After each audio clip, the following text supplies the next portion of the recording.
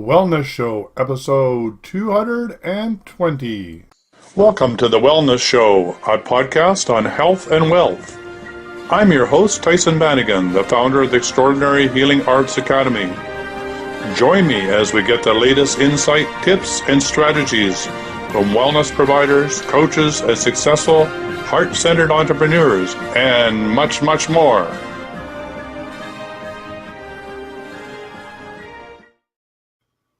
Welcome to the Wellness Show. And today I'm excited to introduce you to somebody who's a recent friend, who's an author and has written an amazing book called The Confessions of a Bone Woman, which I have to say really touched my soul. So I'm quite excited to bring her on board and have her talk about her book. And so Lucinda, how about introducing yourself? And I think the first question I have is, how did you come to write this amazing book? Greetings, Tyhson. It's so great to be here with you. Thank you. I came to write my book because I had lived my entire life seeking the deeper meaning and being an inner tracker, watching what I was thinking and feeling compared to what I was doing on the outside. And I'm going to be 59 in a couple months, and so I have a lifetime of firsthand experience researching spiritual wisdom and the meaning of life on earth, and then applying the lessons to myself and seeing how it goes over and over and over again. And by writing my memoir, I was able to demonstrate instead of tell people how to do it. Yeah, I think that's very, very powerful. I mean, the story certainly spoke to me. You got it in a very different way. I mean, well, maybe not. I mean, for me, I was fortunate in that I grew up beside a river and got to play in nature and actually was able to go into the wilderness with trappers and learn from them firsthand, you know, what it was to track and do things like that, and also be on the river or be in the mountains. So it's sort of like, for me, your book is reclaiming a past like yours in some ways, because you had a childhood which was pretty amazing too. Reclaiming that childhood connection to nature and my own inner nature. And then the alienation that came as you learned how to adapt into the existing culture and got busy being a businesswoman and married to a very influential person and raising a family and all that. And it was only later that you started to rediscover your soul, your connection to your inner bones. That's right. And so it was a lifelong process. And I started by rejecting things that made me unhappy, and eventually learned that it was all intended and it's an experience, and that we do have two parts. We're spiritual beings having a human experience. So as painful as it was for me to be pushed into the system and follow a cookie cutter formula for success, when I did do it and realized the disconnect between how I was looking and behaving and how I felt on the inside, I later came to realize it was good, because I was mastering survival so that I could pay for food, shelter, and clothing. And I was also understanding the rules of human nature. But nobody told me that. I didn't have an elder to guide me and say, this is normal, you're young, and help me put it in perspective. So I had to figure it out on my own. Yeah, that must have been difficult. I never really did either. There just were sort of two worlds, the world of nature, which made perfect sense to me. Yeah. And then this other world that made no sense to me whatsoever. Right. In fact, my whole thing was, why don't you come and pick me up, whoever you are, and drop me off at the right planet or the right place, because it just didn't feel right. So you had a part of you that knew this connection to nature, and you knew from the beginning that you were beginning to have to, or learning how to play a game, the human game, to fit in. Is that correct? It took a while to figure that out. What happened was I grew up as a nature child in the 60s with a single mother. She wasn't a hippie, but she got pregnant at a very young age and raised me and got a college degree simultaneously. So I was just a happy nature child. We didn't have a lot of money and I didn't know any different. But when I was 11, I was adopted by a man that she married, and he was very affluent and gave me a lot of great opportunities. But it was such a quick switch that I didn't have time to integrate or understand it. I was just immediately shoved in the system to become a yuppie, and the values changed. So it was sort of a a disconnect from my soul and nature, and I really had to perform to fit in and feel lovable, not only with my father, even though he loved me. It was just so confusing. I thought I needed to please him, but then also being a teenager and fitting in, and then going to college and sorority rush, and then trying to find a boyfriend, and living in Los Angeles when the values were all around going on diets and being skinny and what you drive. It was all just so overwhelming for me that I didn't even think about nature. And I wanted to try to fit in and didn't know how to. So I kept shaping myself everywhere I went and trying to fit in, wanting to be lovable, and just following what the family, the culture, and media told me would make me happy and lovable. So that by the time I was age 27 and I had a master's in business, I was driving a Porsche, I had gone on lots of diets to be skinny, I lived in a condo near the beach with my girlfriends, and I worked for IBM. And that's when I realized this severe disconnect between I've done everything everybody has told me to do would make me happy. I'm miserable on the inside. Nobody can relate to my problems, because when I wanted to share my experience, people said, I don't feel sorry for you. You have it all, which made me feel worse. So I quit IBM, spiraled into a suicidal depression, and fortunately sought out professional help and was able to climb my way out of it. But it was a defining moment. Wow. Yeah, this ability to bridge both worlds. I mean, you're a bridge builder now, foot and translate between the worlds. But, in the beginning, knowing that you felt like you had to choose one over the other, Yes. that you couldn't have both. And I'm hoping people that listen to this show really get this clear, that, if you feel detached from your own inner nature and nature itself, that there's a reason you feel that way. And rediscovering your connection to nature is so, so important to come alive again, or to reconnect, to rejuicify, if there's such a word, your being. And here you have the experience, the firsthand experience of doing that and finding your way, because I don't think everybody finds their way. I think people get trapped either one side of the equation or another, or stuck in the middle and never come to any resolution. Yes, that's true. And that's why I wanted to write the book. It's very vulnerable.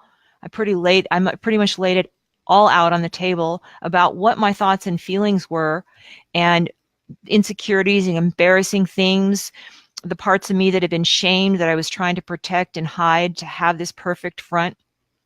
I put a lot of it in the book, and want to show people that that's how you create intimacy. That's how you get behind, peel back the layers of the onions, get behind the facade and what's really going on in the inside. And it's the vulnerable moments that actually make us more lovable, because there's intimacy in there. That's where the soul resides. And that's the connection, the spirit that runs through all things. So we seek outside of ourselves and try to accomplish things, thinking that we'll fit in and be lovable, and we get further and further away from our inner being, and we get more and more lonely. So if we can just find that crack, that wound, that opening where we're vulnerable and go in, we connect with our higher self, we develop a relationship with ourselves. I found that I wasn't lonely anymore, and that I connected, because my soul was connected to the spiritual realm. It's a higher vibration. And then that healed me. Because I was my own little shaman connecting to the spiritual realm, and feeling joyful, enlivened, and connecting actually with that childhood essence, the joy and the curiosity and the playful nature of who I once was as a child. It's in there. Yeah, it's in all of us. So that's the beauty of it. Yes. Well, when I first met you and I saw what was behind you, I got totally, absolutely excited, because with all those feathers and bones, it looks like part of my house, right? Because there's totems everywhere. And I thought, whoa, this lady speaks my language just by the symbols that you had behind me, behind yourself. So tell us about the title, The Confessions of a Bone Woman. When and how did the bones start to talk to you? So after the suicidal depression, I was able to pull out of it and get a job again, but I kind of went back to my old way of being because old habits die hard and you do succumb to peer pressure. So I had reached one level of evolution where I was individuating finally from my family, but I was still doing a lot of the things that I had been trained to do. And it worked for a while. I eventually got married and had children and really enjoyed that, but I hit a wall again. And I had an awakening when I was in Montana, and there was an ancient buffalo grave site where Native Americans used to process the buffaloes. And I picked up a bone, and electricity coursed through my veins and awakened something inside of me that was primal. And I was flashing back to just something that I knew, and I didn't know how I knew it. And after that, when I was hiking in nature, I would see bones. I would see things that other people didn't see. They would attract my attention.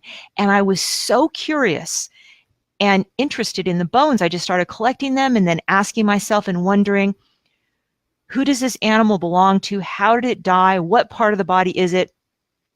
And I just did it without worrying about what other people thought, in the sense that I did it. I kept it a secret because I was worried they would think it was creepy. But it was that joyful, playful self doing something I loved for no other reason than I loved it. So because I was kind of doing it on the side, it took 15 years for me to look back and go, holy smokes, what did I do? And I came to realize that, we are all born to die. And at the end of this lifetime, our flesh will decompose, but the bones will remain. You think of the dinosaurs in the museums, and the bones are symbolic of that internal soul essence, the part of us that will never die. We just come right back for another lifetime. And so me collecting bones was symbolic of me reclaiming those lost and tamed and shamed parts of myself. So it was a symbolic getting to know myself, because symbols are the language of the soul. So I didn't even have to know what I was doing. I was just working with all these symbols and fully present with the animal symbols and the animal part symbolism and the metaphor of death and transformation. And doing that intimately worked on me. It was connecting with nature, and that vibration got me connected to the wheel of birth, life, death, rebirth, birth, life, death, rebirth. So a bone woman is a woman who knows who she is on the inside. And that's why the memoir is called Confessions of a Bone Woman, because I was confessing everything I'd gone through in my lifetime and being very honest about it. Yeah, we use it in our language, don't we? We say the bare bones, when we're revealing the inner truth of things. Tell me more about the electricity that comes from bones. I mean, most people would think of something like a bone as being totally inanimate.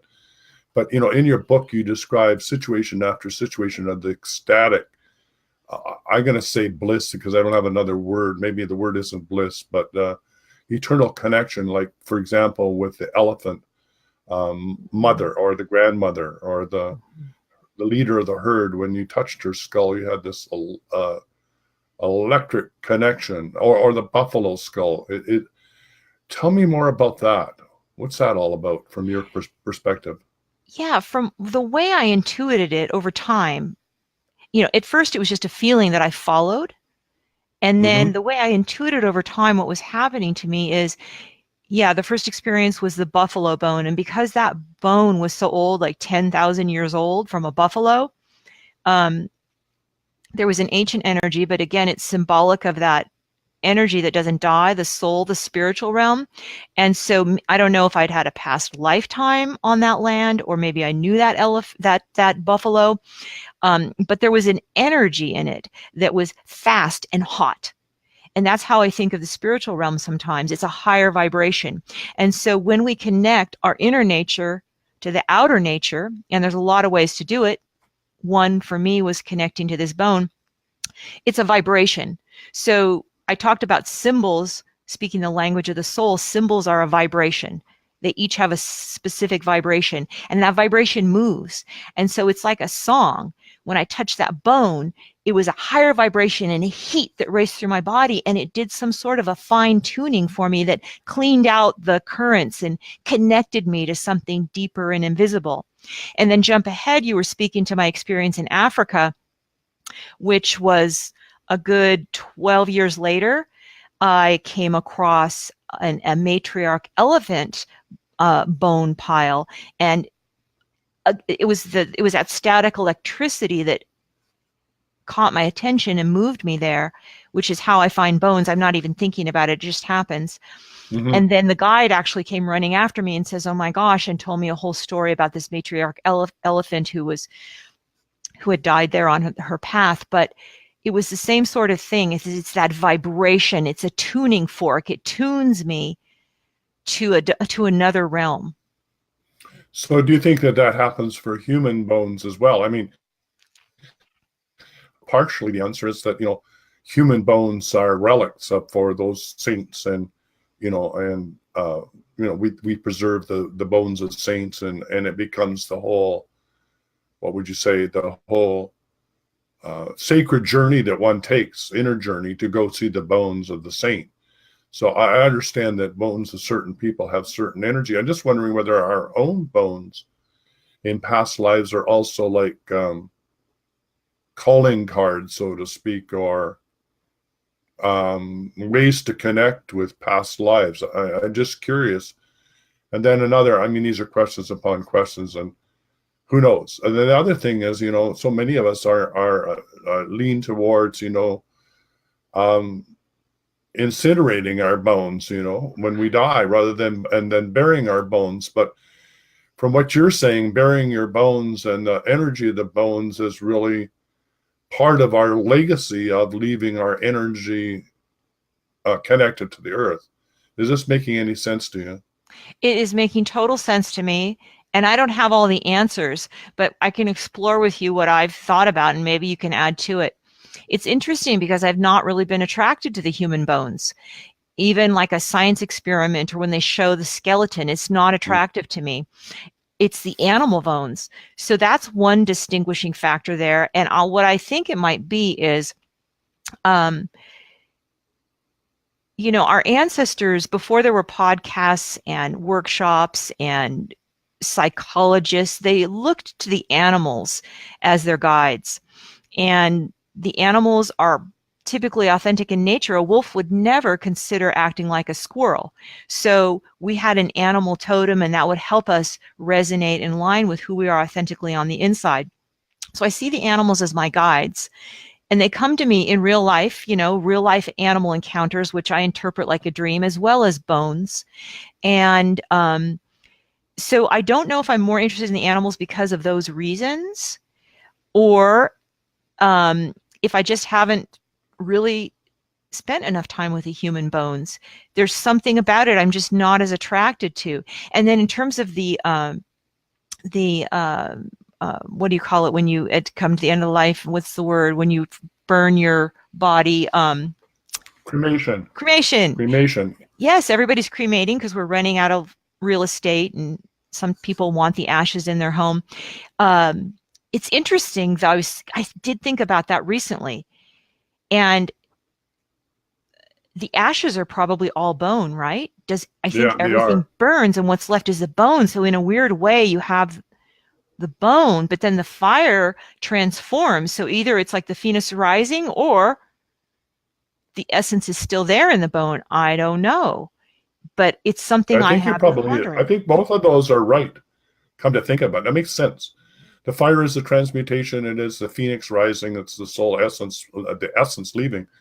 But the bones are still the bones, right? They're the carbon of the bones. And what I've found, like with crystals or things like that, it's sort of like they become homeopathic, where the little bit has the power of everything, right? Yeah. So maybe that's what this is about as well. Yeah, I know certainly for llamas, for example, they will take the llama's bones, or burial, and they actually put them up on the say on the cliff edge, and then they have the vultures come and clean the bones, right? And then they go and collect the bones. And I know, like, having a mala of their knuckle bones is very, very powerful, right? Because it connects them to their lineage. So the bones of saints is really connects the lineage all the way through. I think, this is an aside, but I'm going to say it anyway because I'm Crystal Skull Carrier, and it has a similarity in the sense that the crystal skull is carved in a way in which you pay attention to. Not that I don't love ordinary crystals, I do, and my house is full of ordinary crystals. But there's something about a crystal skull that makes you stop. Like, why did somebody carve this? Why does it look like me? Why would they bother? And now you have a whole series of questions. And as you do this inquiry around the representation of the human skull, which is bone, you start to ask these questions. So if I was an extraterrestrial race and I wanted to leave a body of information here on planet Earth and get this civilization's attention, then a crystal skull would be the way to go because it would last longer than my bones. Okay? So in that matrix of the crystal skull is the same as a matrix that's in the same as a computer. In other words, all computer watches and all our technology are based on crystal lattices. So in that symmetry, you can encode information. So now encoded in the crystal skull is the information that I, as a shaman from another civilization, or if there's 13 of them, 13 from that civilization, they talk about the 12 around one, is embodying that body of information to the next civilization. So in some ways, the human skull, embodying the knowledge, the wisdom, the connection to source, crystal skulls and are all interconnected. And saints, the whole thing of the lineage of the saint and the dispensation, and you need to be of that, that golden thread that comes down, that passes on that connection to source, that makes it easier for you to remember who you are, because your story is the same of all of our stories as we forget who we are, right? In this chaos of this world we live in, we forget the origins of our true inner nature and our connection to nature.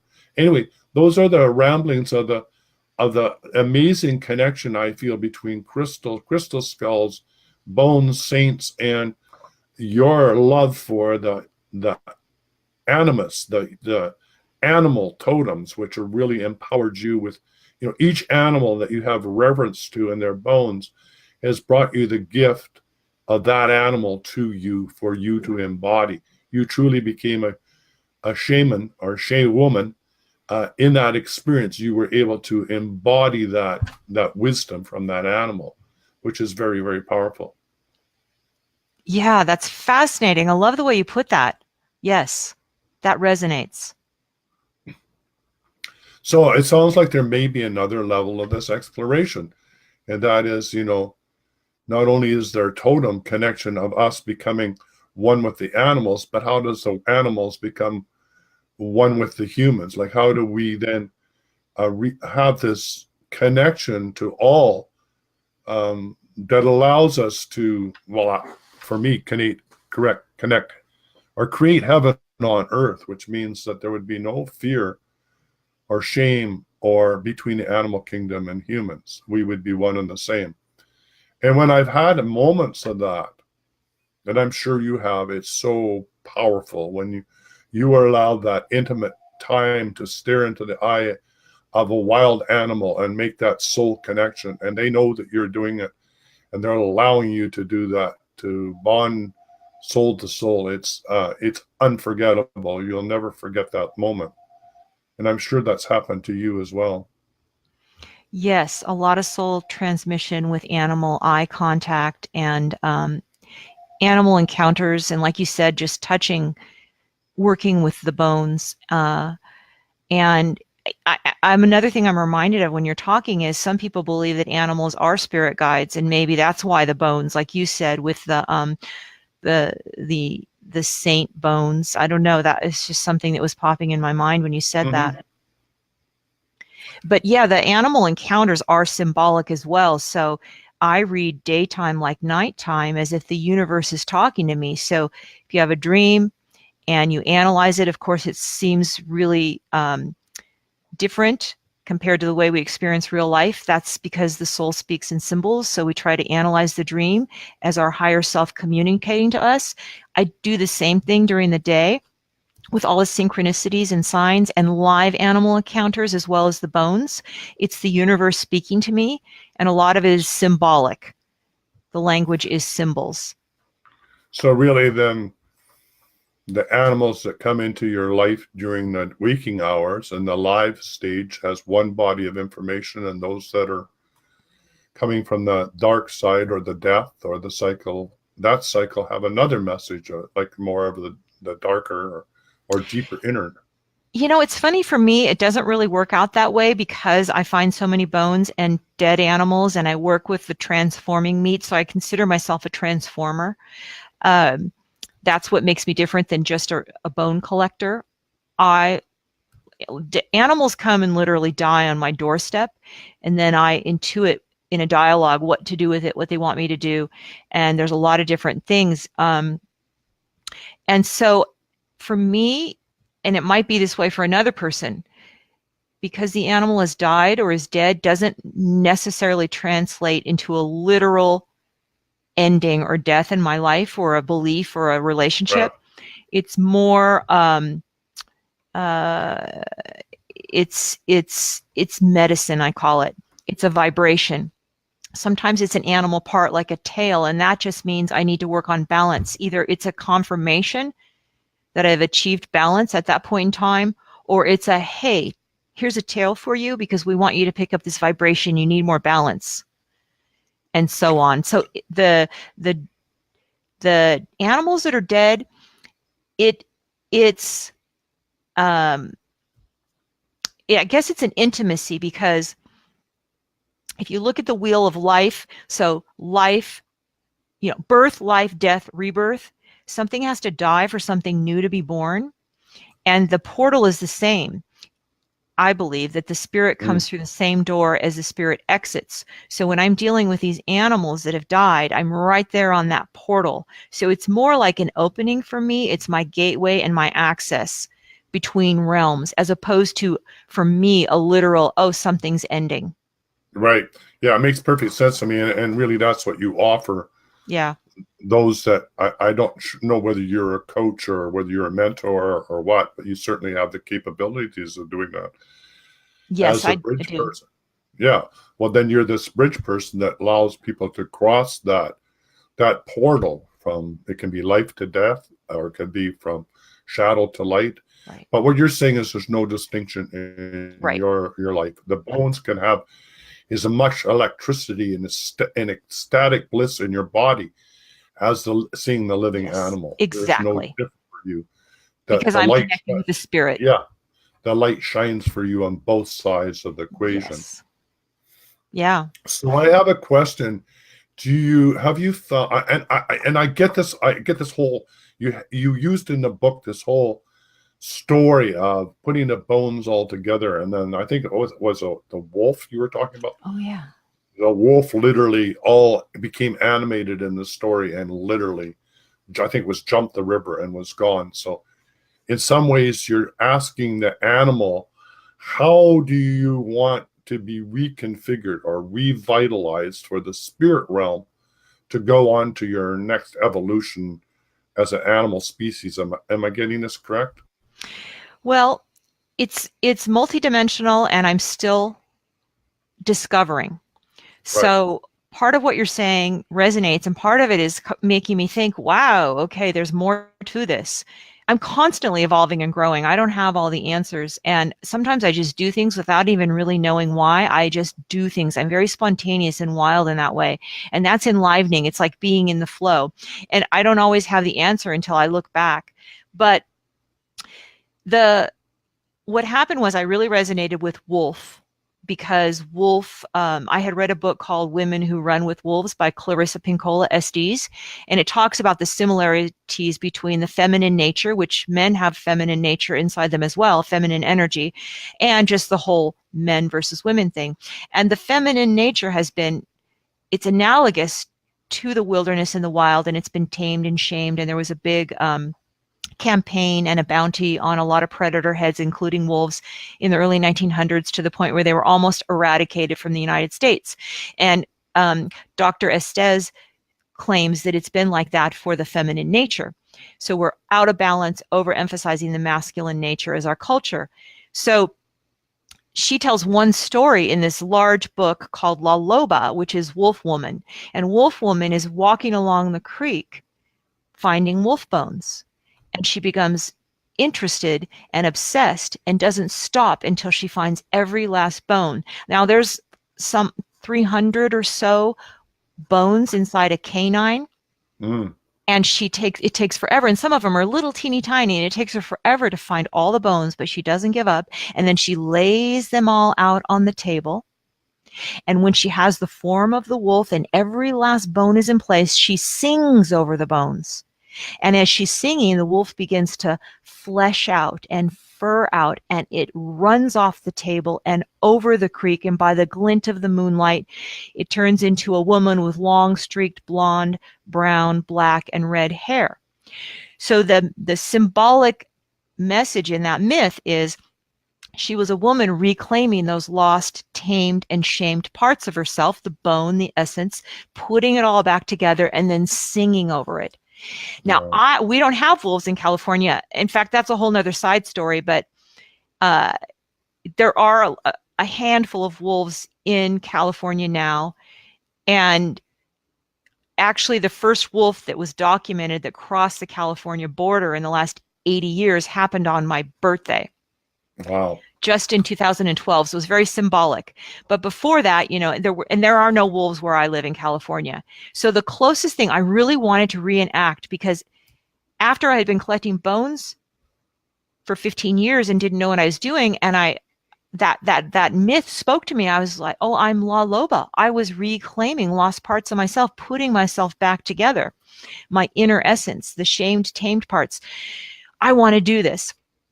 And so I couldn't work with wolves. There are no wolves, but there are a lot of coyotes here. So I was collecting the coyote bones in my area and wanting to articulate a coyote, little wolf, wolf's cousin, to symbolically reenact that. And so I did do that, and it's hanging in the ceiling over here in the barn, symbolic of La Loba. That's powerful.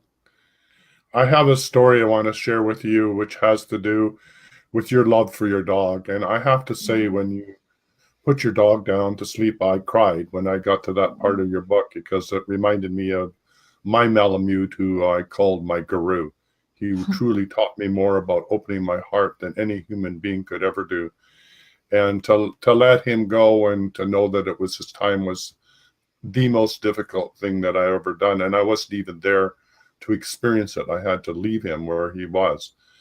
But I was traveling in the northern part of British Columbia with a First Nations friend of mine, and we had been at a conference about, where was the forest need to be protected and be preserved, and it was an intergovernmental discussion, and I was chairing it, and there was all this, belief from between what needs to be cut and what needs to be protected, and we're talking about our dogs and how important they were in our lives, and there's two grown men in front of this pickup, and we're bawling our eyes out. We're just crying about the dogs that have meant so much to us.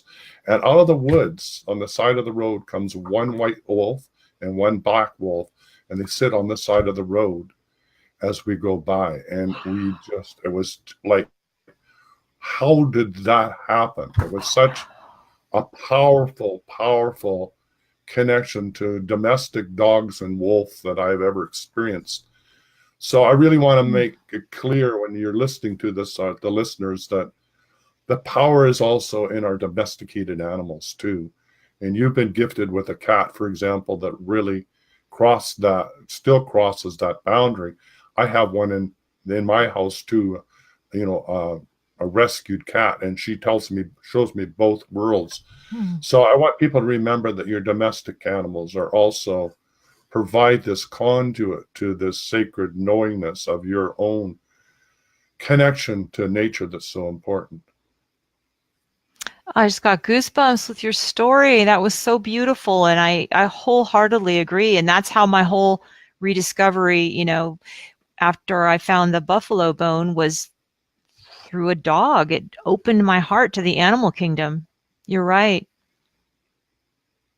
Yeah, I love the way Cat came into your life, where not being a cat woman and really quite proud of not being a cat woman, and also your husband saying no way.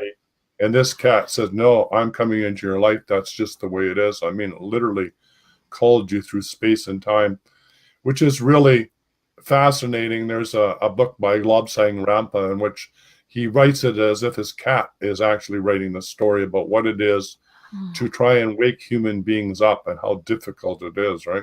From the cat's perspective. And really, that's really the role of a cat, right?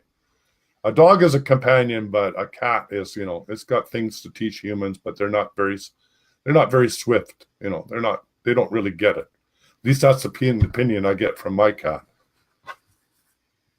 They're not very swift and don't get what? Well, they just don't get what the cat is trying to get, across to you about your people connection don't get to it. nature. Yeah, people don't get it, right? Right. Yeah, absolutely. And we have to work overtime with these humans trying to wake them up.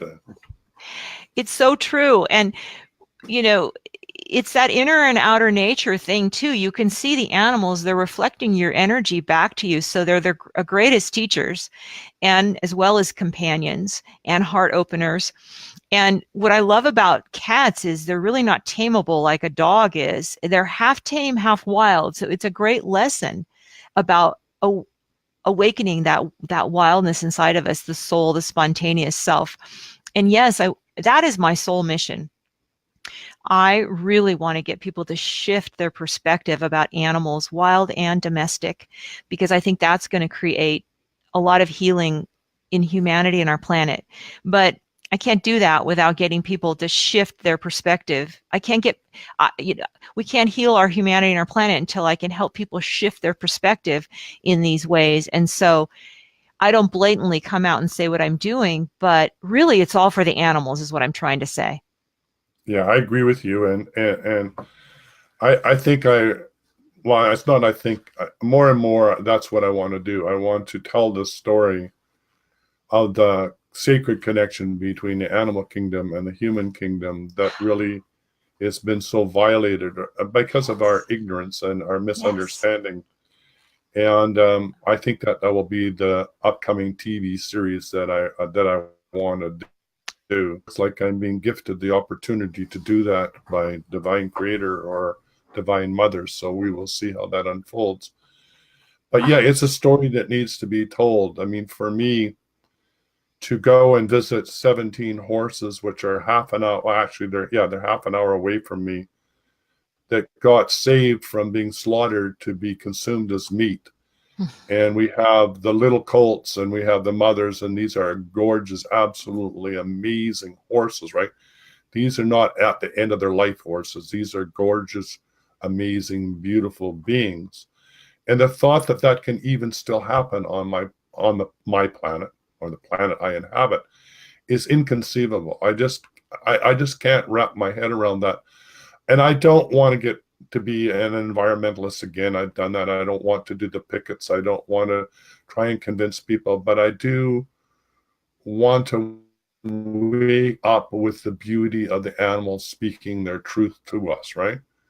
Yes. And so if there's ways that we can do that, to provide a voice for those that can't speak our language, is what I would love to do. We so resonate, yes. Yeah. And so I know this is part of your work, and this is part of your calling, and this is why we've come together. But I also know that you offer services for other people to help them reconnect with nature and their own inner nature. So as we bring this to a close, and of course we have much more to talk about in future shows, what is it and how do you love to work with people in these areas? Well, I do a lot of different things. I work with people in person and actually take them out into nature to open them up and to connect with their higher self and their inner and outer nature. I also counsel people on the phone and in person, and then inspire and teach people through written blogs and presentations. And I hope to be doing a video vlog soon. I'm working on that right now. And I like to just be in the flow and magnetize the people who are ready to work with me. And it seems to work that way. And I'm flexible. I can work with people in whatever way that works best for both of us. Wonderful. And so how do people get hold of you? I know it will be in the show notes, but if you could say this, because some people may be listening to this car or wherever, and the show in the car may not know how to access the show notes. How do people get hold of you? My website has everything, and it's Authentic Wildness, WILDNESS, Authentic Wildness. There is an overview of my book, a link to Amazon where you can find my book, my blogs, my offerings, and a way to contact me. Great. Wonderful. All right. So that's very, very powerful. What's the last thing that you'd like to leave everybody with?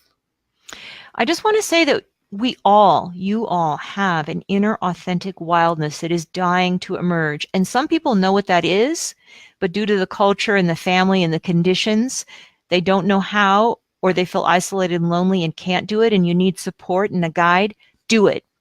And for some people who don't even know what their authentic wildness, I encourage you to pursue it, because it is an enlivening energy that will help assuage a lot of the things that may be holding you back. Lucinda, thank you ever so much for being on the show.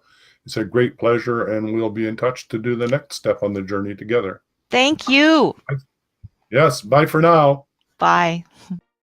For quality online wellness products, courses, and services, visit our sponsors, thewellnessstore.ca and the Extraordinary Healing Arts Academy located at thewellnessacademy.ca. To stay in touch, visit us at thewellnessshow.ca. And until next time, be healthy, wealthy, and wise.